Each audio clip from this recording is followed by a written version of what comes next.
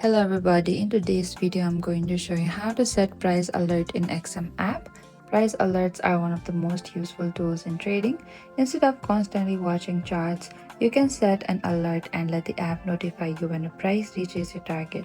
And this helps you catch the trading opportunities at the right time without stress.